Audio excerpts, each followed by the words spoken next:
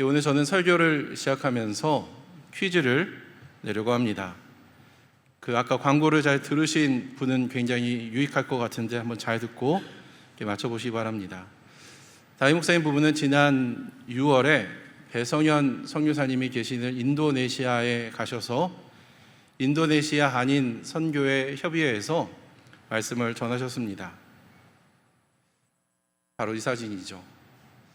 그리고 8월에는 일본으로 건너가서 약 800명 정도 모이는 일본 성서 침례교회 전국 성회에서 말씀을 전할 예정이며, 참고로 이 사진은 담임 목사님이 2012년도에 각계가와 침례교회에서 말씀을 전한 우리 사진입니다. 이 두 모임에는 한 가지 공통점이 있습니다. 인도네시아에서의 사역과 일본에서의 사역에는 한 가지 공통점이 있는데 그것은 무엇일까요? 저는 이 부분 때문에 담임 목사님을 더욱더 존경하게 되었습니다. 우리 마치시는 분에게는 하나님께서 대대손손 축복하시기를 기도하겠습니다. 혹시 아시는 분 있을까요? 네? 아닙니다. 정답입니다. 네. 우리 인도네시아에서는 우리 목사님께서 이제 선교사님들한테 세미나를 한 후에 우리 배성현 선교사님이 계시는 임마누엘 침례교회 가서 전도 집회를 인도하셨고, 또 이번에는 일본 전국 성회가 끝난 후에는 저희 교회 한 두 차례 오셨던 루카타니 목사님 할렐루야 교회에 가서 이제 복음 전도를 할 예정입니다. 선교를 통하여서 목사님과 또 선교사님들에게 격려하고 또 비전을 주어주는 것도 좋지만, 할 수만 있다면 비그리스도인들에게 복음을 전하여서 한 사람이라도 더 구원받을 수 있도록 최선을 다하는 것입니다. 저는 담임 목사님과 이런 대화를 나누면서 참 존경스럽다, 이제 그런 생각을 하게 됐어요. 저희 교회는 지난 7월 12일에 하버드대학교 교육대학원 교수이신 조세핀 킴 교수님을 모시고 내면의 힘, 모두를 위한 자존감의 기초라는 주제로 강의를 했는데, 여러분 강의가 너무 좋으셨죠? 네, 저도 참 좋았는데 가장 기억에 남는 것은 마지막 멘트에서 God is good, God is near, God is not finished. 하나님은 선하시고 우리와 함께 계시고 하나님은 끝나지 않았다라는 문구가 제 마음에 깊은 울림이 있었습니다. 그런데 여러분, 교회가 왜 이러한 세미나를 준비하는 것일까요?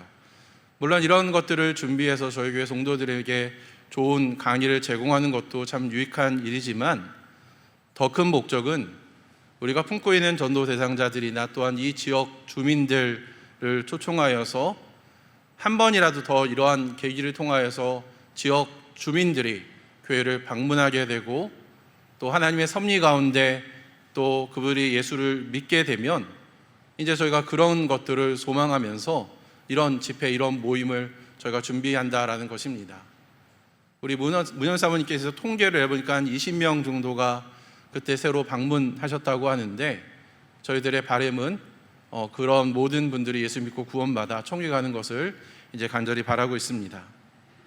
여러분, 교회의 존재 목적은 사람들을 구원의 길로 인도하는 것입니다. 이러한 선교적 사명을 감당하려면 우리는 무엇을 기억해야 될까요? 오늘 저는 요나서 전체 스토리를 통하여서 우리가 선교적 사명을 더 잘 감당하기 위해서 우리가 기억해야 될 세 가지 원칙에 대해서 좀 나누고자 합니다. 첫 번째는 하나님의 말씀에 온전히 순종해야 된다라는 것입니다. 선교적 사명을 감당하는 우리에게 주께서 우리에게 어떤 말씀을 주실 때 우리가 그 말씀을 부분적으로 듣고 순종하는 것이 아니라 무엇을 말씀하든지 간에 있는 그대로 순종해야 된다라는 것이에요. 우리 요나서 1장 1절과 2절 말씀 우리 같이 한번 읽겠습니다. 함께 읽습니다. 시작. 주님께서 아미떼의 아들 요나에게 말씀하셨다. 너는 어서 저 큰 성읍 니느웨로 가서 그 성읍에 대고 외쳐라. 그들의 죄악이 내 앞에까지 이르렀다. 아미떼라는 뜻은 진리라는 의미이고 니느웨는 오늘날의 이라크 지역을 의미합니다. 여러분 한번 생각해 보세요. 주님께서 어느 날 여러분에게 나타나셔서 너는 이슬람권인 이라크에 가서 진리인 하나님의 말씀을 전하거라 라고 말씀하신다면 여러분 순종할 수 있겠습니까? 그것은 쉬운 일이 아니죠. 주님께서 왜 아미떼의 아들 요나에게 저 큰 성읍 니느웨에 가서 그 성읍에 대해 외쳐라라고 말씀하셨을까요? 그것은 그들의 죄악이 주님 앞에 이르렀기 때문입니다. 우리는 흔히 생각하기에 하나님은 어떤 죄나 악에 대하여서 침묵하신다라고 생각하지만 주님은 우리가 어떤 죄를 짓고 있는지 또 사람들이 우리에 대해서 어떻게 하소연하고 있는지를 알고 계신다라는 거예요. 혹시 남몰래 지은 죄가 있다면 여러분의 죄악이 주님께 상달되기 전에 우리는 서둘러 순종해야 됩니다. 하나님의 말씀에 온전히 순종해야 됩니다. 그러나 요나는 주님의 낯을 피하여서 주님이 가라 하신 곳의 정반대쪽인 스페인으로 도망을 가려고 길을 떠나 요빠로 내려가게 되었습니다. 내가 다른 것은 다 순종해도 좋은데 이것만큼은 순종하기 어렵다라는 것이죠. 여러분이 저를 어떻게 생각할지 모르겠지만 저는 굉장히 합리적인 사람입니다. 좀 나쁘게 말하면 의심이 많은 사람이에요. 그래서 우리 속담에 돌담을 두들겨서 건넌다라는 그런 말이 있는데 저는 돌담을 한 번만 두드리는 것이 아니라 여러 번 두들기고 재차 확인하는 그런 편입니다. 그래서 제가 신학교에 입학했을 때에 개척교회나 선교사는 꿈에도 생각하지 않았습니다. 왜냐하면 그것이 너무나 힘들고 어렵다라는 것을 알고 있었기 때문이죠. 그래서 간혹 여러 교제나 또는 말씀을 통하여서 그런 메시지가 저에게 들리려고 하면 저는 애써 그런 것들을 외면하고 듣지 않으려고 했었습니다. 여러분이 순종하기 어려운 것은 무엇입니까? 주님, 다른 것들은 제가 다 순종하겠는데 이것만큼은 양보할 수 없어요 라고 기도하는 것은 무엇인가요? 요나에게 그것은 니느웨로 가라라는 명령이었습니다. 도대체 니느웨가 어떤 나라였기에 요나가 이처럼 저항을 했을까요? 니느웨는 그 당시 고대 근동의 잔혹한 패권국이었던 아시리아라는 제국의 수도 캐피탈이었습니다. 아시리아는 요나의 조국인 이스라엘을 끊임없이 괴롭히고 위협하는 주적이었죠. 역사적으로 아시리아는 정복한 민족을 잔인하게 고문하고 학살하는 것으로 악명이 높았습니다. 포로들을 잡으면 그들에게 공포감을 심어주기 위해서 포로들의 가죽을 벗기고 또 사람을 말뚝에 박아놓는 그런 행위를 했어요. 그렇기 때문에 사람들은 니느웨를 피의 도시, 포악한 도시로 그렇게 불렀습니다. 여러분, 그런 나라인데, 그렇게 위험한 나라인데 요나가 과연 가고 싶어 했을까요? 만약에 요나가 그 명령에 순종하여 니느웨에 간다면, 덕분에 니느웨가 회개를 한다면 이스라엘 내부에서는 요나를 어떻게 평가를 했을까요? 원수를 살려내어 조국을 위험에 빠뜨린 배신자라는 그런 타이틀을 벗어나기 어려웠을 것입니다. 그런 이유 때문에 요나는 하나님의 명령에도 불구하고 불순종하고 도망을 친 것입니다. 한번 이 시간 여러분이 요나의 입장이 되어 생각해 보지 않겠습니까? 여러분은 원수에게, 여러분이 미워하는 자에게 복음을 전할 수 있으시겠습니까? 2차 세계대전 때에 유대인들을 도왔다라는 이유로 코리텐붐 여사는 나치의 라벤스브릿이라는 수용소에 사랑하는 언니 베시와 함께 감금이 되었습니다. 그녀들이 입소한 후에 곧바로 모든 옷이 발가벗긴 채로 모욕적인 신체 검사를 받았으며 비위생적인 환경으로 인하여서 늘 전염병에 노출이 되었습니다. 노동자들은 혹한의 날씨 속에서도 도로 건설, 군수품 생산 등 중노동에 시달리게 되었고 작업 도중에 나치들의 감금과 폭행과 채찍질로 인하여서 그 일로 인해서 언니 베시는 결국에 목숨을 잃게 되죠. 그렇게 전쟁이 끝나고 코리텐품 여사는 행정적 오류로 말미암아 기적적으로 석방이 되어 하나님은 우리의 모든 죄를 용서하십니다라는 복음의 메시지를 전하는 사역자가 되었습니다. 1947년 메네네안 교회에서 이제 말씀을 전한 후에 한 사람이 그들에게 다가와서 이런 질문을 합니다. 여사님, 당신이 말한 그 하나님의 용서가 나 같은 사람에게도 해당됩니까? 저는 수용소의 감시원이었습니다. 여러분은 여러분의 가족을 죽이고 여러분을 잔인하게 학대한 그 사람을 과연 용서할 수 있으시겠습니까? 그 사람에게 복음을 전할 수 있나요? 어렸을 때 여러분을 잔인하게 괴롭히고 학대한 부모님이나 여러분의 형제자매, 여러분의 직장 상사를 여러분은 용서할 수 있으시겠습니까? 그에게 그리스도의 그 사랑을 전할 수 있으시겠습니까? 그러나 우리가 하나님의 말씀에 순종한다라는 것은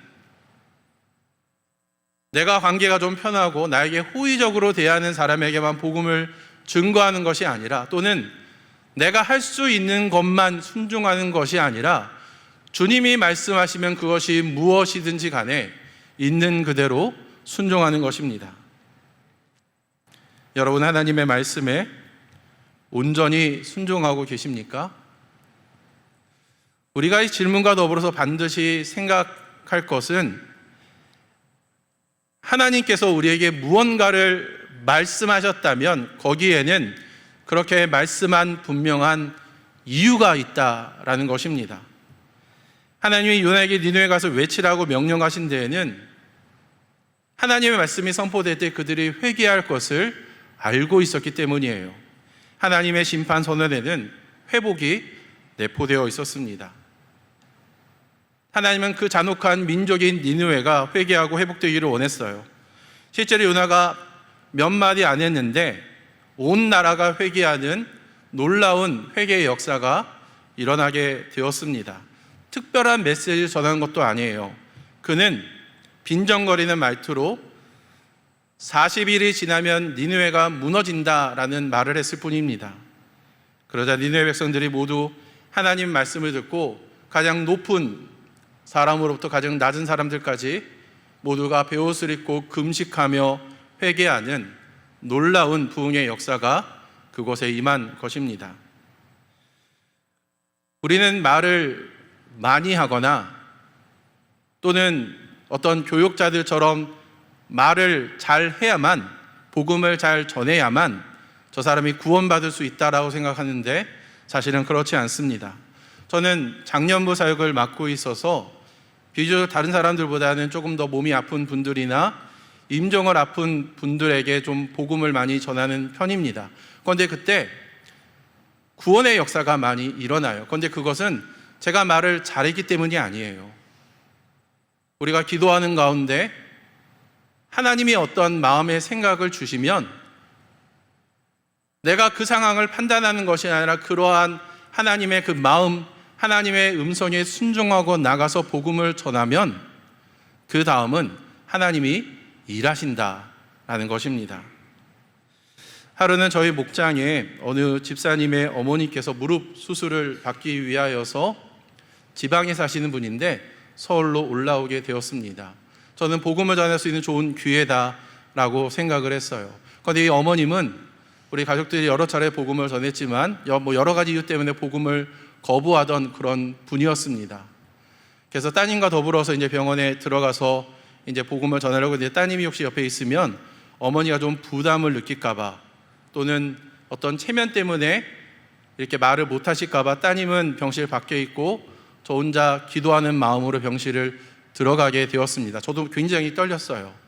그런데 제가 처음 맞이한 어머님의 모습은 마치 소녀처럼 침대에 가지런히 앉아가지고 예쁘게 앉아있는 모습을 저는 보았습니다.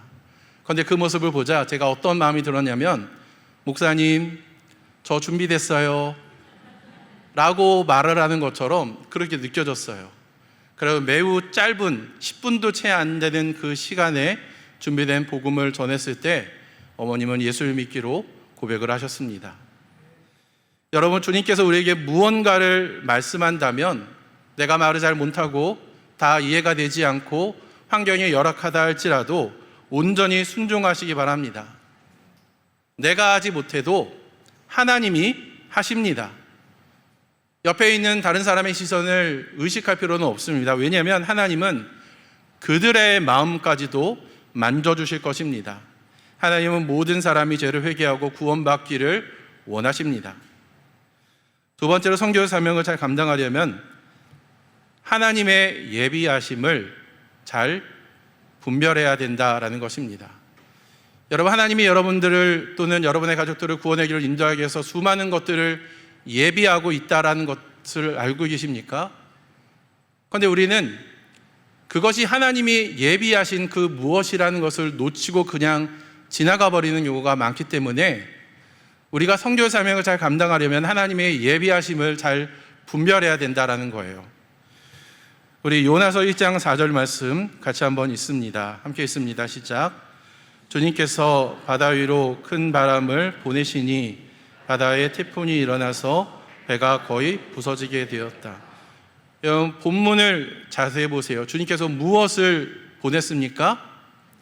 큰 바람을 보냈다고 했어요. 우연히 큰 바람이 일어난 것이 아니라 주님께서 하나님의 뜻에 불순종하고 도망하는 그 요나에게 어떤 것을 교훈하기 위해서 큰 바람을 보냈다라는 것입니다. 우리가 하나님 말씀에 불순종해서 도망칠 때에 하나님은 무언가를 예비하셔서 하나님의 뜻을 이루어 가십니다. 바다에 큰 바람과 태풍이 일어났을 때 배에 있던 사람들은 누구 때문에 이러한 재앙이 일어났는지 그 당시 유행하던 제비 뽑기를 통하여서 알아보았고 이 재앙이 요나 때문이다라는 것이 드러나게 되었습니다. 요나는 이 모든 이들이 자신이 주님의 낯을 피하여 도망갔기 때문에 일어나는 것임을 알고 있었어요. 그래서 자신을 바다에 던지라라고 말을 합니다. 그래서 요나의 말처럼 뱃사람들이 요나를 바다에 던졌을 때에 놀랍게도 폭풍이던 바다가 한순간에 잠잠해지는 정말로 놀라운 광경이 눈앞에 펼쳐지게 되었습니다. 그때 뱃사람들이 이런 노래를 부르지 않았을까요? 거친 파도 날 향해 와도 주와 함께 날아오르리 폭풍 가운데 나의 영혼 잠잠하게 주를 보리라. 아멘. 저는 지난번 설교 때에 노사연의 만남이라는 노래를 이렇게 불렀었는데 설교가 끝난 후에 많은 분들이 저한테 오셔서 목사님 설교가 너무 은혜가 됐어요. 말씀이 너무 은혜가 됐어요. 그런데 어떤 분이 저한테 오더니 목사님 노래는 별로였어요. 차라리 유행가 말고 찬양을 부르면 좋겠다라고 저한테 제안을 하셔서 오늘은 찬양을 불렀는데 좀 괜찮았나요? 네, 감사합니다. 거친 파도가 잠잠해진 이 일로 인하여서 배에 탔던 모든 사람들은 하나님을 경외하는 그 신선한 두려움을 갖게 되었고 주님께 희생제물을 바치고 오직 주님만을 섬기기로 약속을 하게 됩니다. 그렇다면 여러분, 태풍 속의 바다에 던져진 요나는 어떻게 되었을까요? 상식적으로 생각한다면 요나의 이야기는 여기서 끝이 나야 됩니다. 요나가 하나님의 명령에 불순종했기 때문에 그가 죽음을 맞이하게 된 거죠. 어떻게 보면 인과응보가 일어난 셈입니다. 그런데 이때 놀라운 반전이 일어납니다. 요나서 2장 17절 말씀 같이 한번 읽겠습니다. 시작. 주님께서는 큰 물고기 한 마리를 마련하여 두셨다가 요나를 삼키게 하셨다. 요나는 사흘 밤낮을 그 물고기 뱃속에서 지냈다. 여러분, 주님께서 무엇을 마련했다고요? 큰 물고기 한 마리입니다. 모든 것이 끝났다라고 생각했던 바로 그 시점에서 하나님은 큰 물고기를 예비하셔서 요나를 삼키게 했습니다. 그 순간 요나는 자기가 물고기에 잡혀 먹혔다라고 생각했겠지만 하나님은 물고기를 통하여서 요나의 생명을 보호하신 것입니다. 그렇게 요나는 사흘 밤낮을 그 물고기 뱃속에서 지내게 됩니다. 한번 여러분 이 본문 속으로 조금 더 깊이 한번 들어가 봅시다. 실례가 되지 않다면 잠깐 눈을 한번 감아 볼까요? 모두 한번 눈을 감아 보시기 바랍니다. 그리고 여러분이 어두컴컴한 물고기 뱃속에서 사흘 밤낮을 지낸다라고 상상해 보세요. 희망이 보이십니까? 곳곳에 썩은 냄새가 진동하고 뭔가 떨어지는 축축한 느낌이 너무나 불쾌하게 다가옵니다. 그곳에서 무엇을 할 수 있을까요? 그렇게 사흘이 지나가게 됩니다. 이제 눈을 뜨셔도 됩니다. 요나는 이러한 물고기 뱃속에서 사흘을 보낸 후에 마침내 주님께 기도를 하게 됩니다. 마지막까지 하나님께 반항을 하던 요나인데 사흘째 되던 날에 드디어 항복을 한 겁니다. 요나서 2장 1절과 2절 말씀 같이 한번 읽습니다. 시작. 요나가 물고기 뱃속에서 주 하나님께 기도드리며 아뢰었다. 내가 고통스러울 때 주님께 불러 아뢰었더니 주님께서 내게 응답하셨습니다. 내가 수월한 가운데서 살려달라고 외쳤더니 주님께서 나의 호소를 들어주셨습니다. 제가 이 본문을 묵상하면서 놀라웠던 것은 하나님의 말씀에 불순종하고 도망쳤던 요나인데, 그런 요나가 주님이 예비하신 태풍과 큰 물고기를 통하여서 하나님께 기도하게 되었고 주님이 그의 호소를 들어주셨다라는 거예요. 이러한 경험을 통해서 요나는 놀라운 고백을 하게 됩니다. 저는 이 구절이 요나서의 핵심 구절이다라고 생각되는데, 요나서 2장 9절 말씀 같이 한번 읽겠습니다. 함께 읽습니다. 시작. 그러나 나는 감사의 노래를 부르며 주님께 희생 제물을 바치겠습니다. 선한 것은 무엇이든지 지키겠습니다. 구원은 오직 주님에게만 옵니다. 오직 선민 이스라엘 백성에게만 구원이 있고, 다른 민족은 고사하더라도 적어도 니느웨만큼은 구원받지 않았으면 좋겠다라고, 멸망했으면 좋겠다 했던 요나인데, 하나님이 예비하신 그 태풍과 큰 물고기를 통하여서 자신의 고집과 아집과 자신의 생각을 내려놓고 이제 구원은 오직 주님에게만 온다라는 놀라운 고백을 하게 되었다라는 것입니다. 여러분, 요나가 바다에 던져지고 그리고 큰 물고기에게 잡혀 먹었을 때에 어떤 생각을 했을까요? 하나님이 나를 구원하기 위하여서 이렇게 태풍과 큰 물고기를 보내주셨구나, 할렐루야를 외쳤을까요? 아니요, 저는 그렇게 생각하지 않아요. 그는 이제 자기가 죽었구나, 이제 죽었구나라고 생각했을 거예요. 그리고 물고기 뱃속에서 그는 매우 괴로웠을 것이고, 그 뱃속에서 산소의 부족으로 인해서 서서히 자신의 생명이 꺼져가고 있다는 것을 느꼈을 것입니다. 여러분, 이처럼 하나님의 예비하심은 생각보다 고통스러울 수 있습니다. 하나님의 예비하심은 나에게 힘을 주는 것이 아니라 내게 있는 힘을 빼앗아갈 수 있어요. 얼마 전에 제 아내의 사랑하는 우리 오빠분이 폐암 판정을 받게 됐습니다. 그 일로 인하여서 제 아내가 얼마나 서럽게 울었는지 모릅니다. 마치 자신이 암 환자가 된 것처럼 1시간 이상 정말로 피를 토하는 그런 심정으로 꺼이꺼이 울면서 하나님 도대체 왜 나에게 이러시냐고, 왜 나에게 이러한 아픔을 주시냐고 하나님 앞에 호소를 했어요. 그리고 며칠이 지난 후에 저와 개인적으로 이야기할 때 어렵고 힘들지만 이런 일을 통하여서 우리 오빠와 오빠네 가족들이 복음을 듣고 예수님을 믿고 그 가정이 화목했으면 좋겠다라는 개인의 어떤 그런 소망을 저한테 이야기를 나누었습니다. 여러분, 이처럼 하나님의 예비하심은 생각보다 고통스러울 수 있습니다. 나에게 힘을 주는 것이 아니라 내게서 힘을 뺄 수가 있어요. 그러나 하나님의 예비하심은 우리로 하여금 나 자신을 바라보는 것이 아니라 주님을 바라보게 만듭니다. 그래서 결과적으로 주님의 예비하심은 우리를 구원의 길로 나아갈 수 있도록 인도하며 구원의 기쁨을 누리게 만듭니다.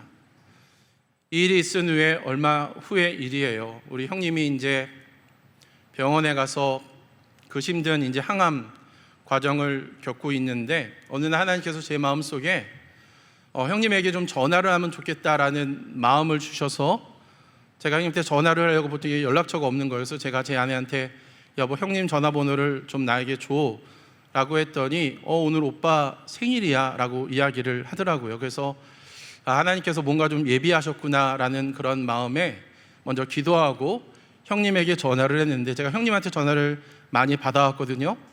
그런데 그때 제가 받은 형님의 목소리는 제가 그 어느 때 경험했던 것과는 달리 너무나 밝고 너무나 생동감 있는 그런 목소리였어요. 제가 그 목소리를 듣는데 얼마나 이렇게 감사한지 모릅니다. 그래서 형님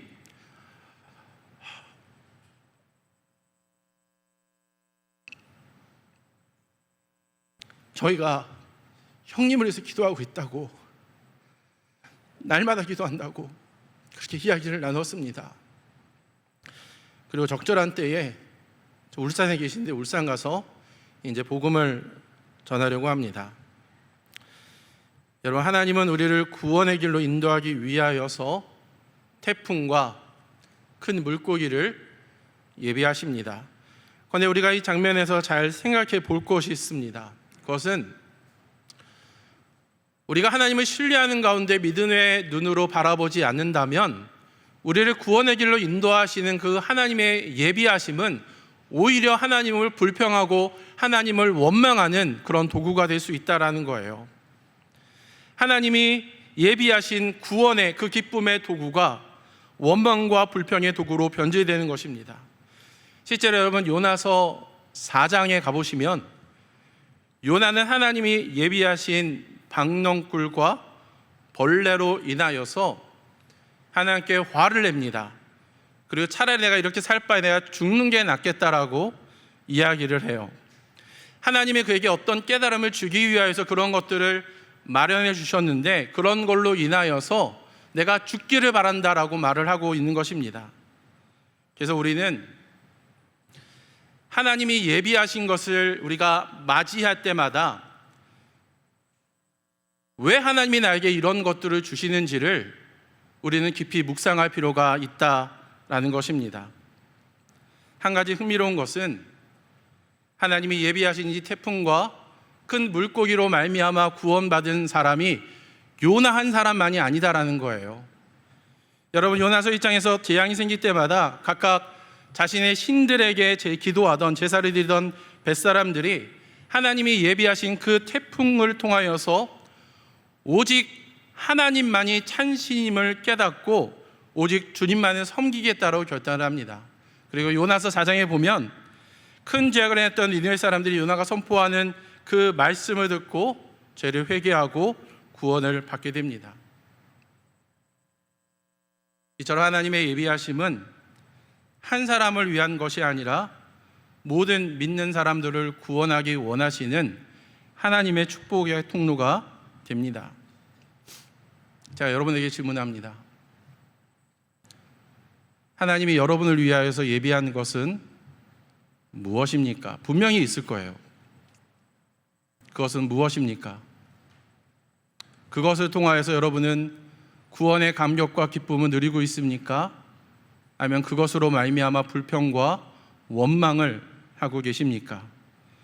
우리는 하나님의 예비하심을 올바르게 반응해야 됩니다. 마지막으로 선교사 사명을 감당하기 위해서는 하나님 마음을 가져야 됩니다. 내 좁고 이기적인 마음을 내려놓고 모든 것을 포용하시는 하나님의 마음을 받아들여야 된다는 거예요. 요나서 4장 1절 말씀 같이 한번 읽습니다. 시작. 요나는 이 일이 매우 못마땅하여 화가 났다. 여러분, 요나가 왜 화가 났을까요? 도대체 뭐가 그렇게 못마땅했을까요? 요나는 하나님이 어떤 분이 너무나 잘 알고 있었어요. 그분은 은혜로우시며 자비하시고 사랑이 많으셔서 누구든지 죄를 회개하면 죄를 돌이켜서 내리고자 하는 재앙도 내리지 않는 분임을 잘 알고 있었는데, 실제로 요나가 하나님의 말씀에 순종할 복음을, 하나님의 말씀을 선포했더니 그 니느웨 사람들이 회개하고 구원을 받는 모습을 보고 화가 난 것입니다. 여러분, 화가 나 있는 요나 선지자를 상상해 보세요. 아미 때 진리의 말씀을 선포하고 배에 있는 사람들을 구원하기 위해서 자신을 바다로 던지라고 얘기했던 그 요나인데, 지금 자신의 마음대로 자신의 생각대로 일이 진행되지 않자 화를 내고 있다라는 것입니다. 어쩌면 그게 요나의 숨겨진 진짜 모습은 아니었을까요? 이처럼 때로 하나님이 하시는 일은 때로 우리의 진짜 모습을 보게 합니다. 내 진짜 모습이 어떠한지를 발견하게 만들어요. 요나는 주님께 이렇게 사느니 차라리 죽는 것이 낫겠습니다라는 말을 합니다. 니느웨 사람들이 죽어야 되는데 그들이 죽지 않자 차라리 나를 죽이라고 주님께 협박하고 있는 거예요. 그 말을 듣는 하나님의 마음은 어떠했을까요? 요나는 이렇게 말을 툭 내뱉은 후에 성읍을 빠져나가 성읍의 동편으로 가서 거기에서 초막을 짓고 그 그늘 아래에서 그 성읍이 어떻게 되는지를 구경할 참이었습니다. 그때 하나님이 그를 위하여서 박넝쿨을 마련해 주십니다. 박넝쿨을 예배해 주시는 거죠. 주님께서는 그것이 잘 어울려 요나의 머리 위에서 그늘이 지게 하여서 시원한 그늘을 만들어주는 그런 도구로 그것을 주셨습니다. 여러분, 하루 만에 자라나는 박넝쿨 한번 상상해 보세요. 너무나 마법 같은 그런 일이 아닙니까? 박넝쿨 때문에 요나는 기분이 매우 좋았습니다. 그러나 다음날 동이 틀 무렵 하나님이 이번에는 벌레 하나를 마련해 주시더니, 예비해 주시더니 그가 사랑하던 박넝쿨을 먹게 해서 시들게 하고 죽게 합니다. 그리고 해가 뜨자 하나님이 찌는 듯한 뜨거운 동풍을 마련하여 요나의 머리로 쬐지니 그는 기력이 다해서 죽기를 자처하면서 이렇게 말을 합니다. 내가 차라리 이렇게 사느니 죽는 것이 낫겠습니다. 혹시 여러분은 부모님 앞에서 못마땅한 그런 표정을 지으시면서 아니 왜 나를 태어나게 해서 이렇게 고생스러운 삶을 살게 했냐고, 차라리 낳지나 말지 왜 나를 낳아서 이렇게 고생을 하게 만드느냐고 여러분의 부모님에게 따진 적 있으십니까? 혹시 그렇다면 그러한 말을 듣는 부모님의 마음은 얼마나 아팠을까요? 하나님은 화가 나 있는 요나에게 이렇게 말을 했습니다. 9절부터 11절 말씀입니다. 같이 한번 읽겠습니다. 시작. 하나님이 요나에게 말씀하셨다. 박넝쿨이 죽었다고 내가 이렇게 화를 내는 것이 옳으냐? 요나가 대답하였다. 옳다 뿐이겠습니까? 저는 화가 나서 죽겠습니다. 주님께서 말씀하셨다. 내가 수고하지도 않았고 내가 키운 것도 아니며 그저 하룻밤 사이에 자라났다가 하룻밤 사이에 죽어버린 이 식물을 내가 그처럼 아까워하는데 하며 좌우를 가릴 줄 모르는 사람들이 12만 명이 더 되고 짐승도 수없이 많은 이 큰 성읍 니느웨를 내가 어찌 아끼지 않겠느냐. 여러분이 본문에 등장하고 있는 하나님의 그 마음이 느껴지십니까? 저희 목장에 어느 집사님의 딸이 다리가 한쪽 부러진 직박구리를 보고 불쌍해서 주워 왔다라고 합니다. 아마 쩔뚝쩔뚝 거리니까 좀 불쌍해서 데리고 왔던 모양이에요. 참 마음이 착한 아이죠. 그런데 그 부모도 대단한 게 아마 그 아이가 요청을 했는지 동물병원에 데리고 가서 거금 30만 원을 이렇게 주고 그 다리를 수술했다라고 합니다. 안타깝게도 그 직박구리는 다음날 이제 죽게 됐는데, 저는 비록 죽긴 했지만 저는 이 일을 통하여서 그 아이가 생명의 소중함을 아마 느꼈을 것이다 라고 생각을 합니다. 저도 예전에 비슷한 일이 있었는데 저는 그렇게 하지 못했거든요. 여러분은 어떠하십니까? 제가 이쯤에서 퀴즈를 하나 내겠습니다. 맞히시는 분에게는 사랑 INGPO 커피 2잔을 선물로 드리겠습니다. 참고로 1부 때는 아무도 못 맞췄어요. 저 여러분이 맞히기를 바랍니다. 오늘 본문에 보면은 요나와 하나님 사이에 공통점이 나옵니다. 아까 우리가 읽었던 세번역을 여러분 자세히 보시면 아마 알 수 있는데, 사실은 세번역보다는 다른 개역개정 같은 것을 보면은 요나에게도 동일한 이 표현이 쓰여졌고 하나님에게도 똑같은 표현이 쓰여졌는데 과연 그것은 무엇일까요? 라는 질문입니다. 혹시 아시는 분 있다면 손 한번 들어보시겠습니까? 아끼는 마음, 정답입니다. 우리 개역개정으로 요나서 4장 10절부터 12절 말씀 우리 읽기 전에 제가 돈은 입금하겠습니다. 예, 우리 하나님 말씀, 우리 요나서 4장 10절과 11절 말씀 같이 한번 읽겠습니다. 시작. 여호와께서 이르시되 내가 수고도 아니하였고 재배도 아니하였고 하룻밤에 났다가 하룻밤에 말라버린 이 박넝쿨을 아꼈거늘 하며 이 큰 성읍 니느웨에게는 좌우를 분별하지 못하는 자가 12만여 명이요 가축도 많이 있나니 내가 어찌 아끼지 아니하겠느냐 하시니라. 요나에게는 박넝쿨을 아끼는 마음이 있었고 하나님에게는 니느웨를 아끼는 마음이 있었습니다. 그런데 차이점은 요나에게는 자신에게 시원한 그늘을 만들어주는 박넝쿨만 아끼는 마음이 있었다면 하나님에게는 좌우를 분별하지 모르는 12만 명이 넘는 니느웨 백성들과 동물들을 아끼는 마음이 있었다라는 것입니다. 여러분은 지금 무엇을 아끼고 있습니까? 물론 여러분도 아끼는 것이 있을 거예요. 여러분은 무엇을 아끼고 계십니까? 아마 여러분은 여러분의 사랑하는 자녀들, 우리 손자를 아끼는 마음이 있을 거예요. 그리고 이 더운 날 뜨거운 열기를 식히는 에어컨을 아끼는 마음이 있을 것입니다. 그러나 하나님의 마음은 우리와 좀 다릅니다. 하나님은 좌우를 가릴 줄 모르는 12만 명을 아꼈고 그 성읍에 있는 모든 짐승들, 모든 죽을 수 있는 그런 불쌍한 생명체를 사랑하는 마음이 하나님에게는 있었습니다. 우리가 선교적 사명을 감당하려면 내 안에 깊이 내재된 너무나 좁고 너무나 이기적인 마음을 내려놓고 아무리 잔인한 자라도 회개한 자에게 구원을 베푸시는 하나님의 마음을 우리가 품어야 됩니다. 원수까지도 아끼시고 사랑하시는 하나님의 마음을 우리가 가져야 된다는 거예요. 오늘 우리는 요나서 이야기를 통해 우리가 선교적 사명을 감당하려면 어떻게 된 세 가지 원리를 나누었습니다. 첫째는 하나님이 우리에게 무엇을 말씀하신다니 우리가 온전히 순종할 줄 알아야 되며, 우리에게 많은 것들을 예비해 두시는데 하나님이 예비한, 미리 마련한 것이 무엇인지를, 그 뜻의 의미를 우리가 잘 분별할 수 있어야 되며, 무엇보다도 좁고 이기적인 마음을 내려놓고 이타적인 마음, 곧 하나님의 아버지의 마음을 우리가 가져야 된다라고 이야기를 나누었습니다. 요나는 하나님의 섭리 가운데 구원은 오직 주님에게서만 온다라는 놀라운 간증을 했습니다. 여러분, 구원은 개인의 의지나 감정으로 이루어지는 것이 아닙니다. 구원은 오직 예수 그리스도의 십자가 대속적 은혜와 하나님의 섭리 가운데 이루어집니다. 변화된 요나 한 사람을 통하여서 큰 성읍 니느웨에 심판이 아닌 구원의 역사가 일어난 것처럼 오늘 이 우리에게 주시는 그 하나님 말씀에 순종하여서 선교적 사명을 감당하는 저와 여러분을 통하여서 여러분의 가정과 여러분의 일터와 여러분의 주변의 사람들이 하나님의 심판이 아닌 회복과 구원의 은혜가 임하기를 주님의 이름으로 축복합니다.